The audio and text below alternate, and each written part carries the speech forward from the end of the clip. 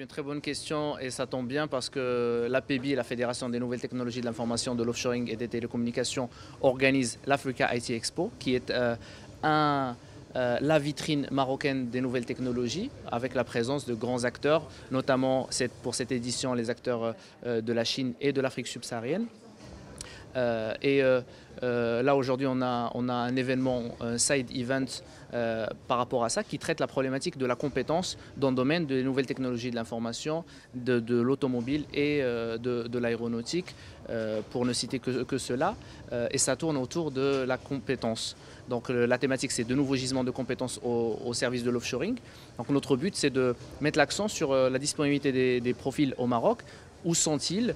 Est-ce qu'ils sont que dans les métropoles ou on peut les retrouver dans la région? S'ils ne sont pas en quantité suffisante, quelles sont les actions qu'on doit entreprendre pour pouvoir y remédier? Donc toutes ces questions-là, nous allons les traiter et nous allons profiter pour dresser un bilan de la structure d'animation offshoring lancée par le ministère de l'Industrie, qui nous a permis, en finançant un certain nombre d'actions, de développer, d'avancer dans des chantiers de veille, de collecte de données et d'actions liées à la formation et à l'accompagnement de l'investisseur. Donc nous sommes en train de lancer un grand projet qui permet de répertorier les compétences et qui peut être un outil d'aide à la décision au service de l'investisseur qui choisit la Maroc comme destination.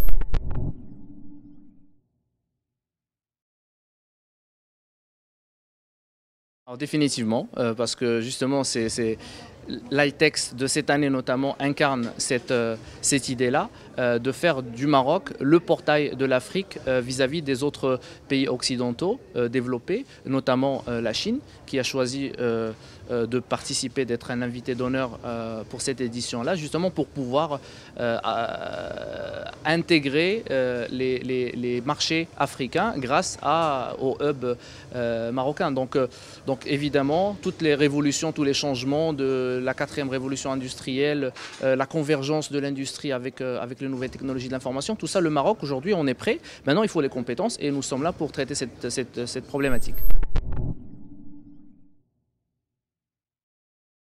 Alors le Maroc aujourd'hui, on estime dans le plan d'accélération industrielle que c'est quand même parmi les secteurs qui ont le plus avancé, donc une croissance remarquable.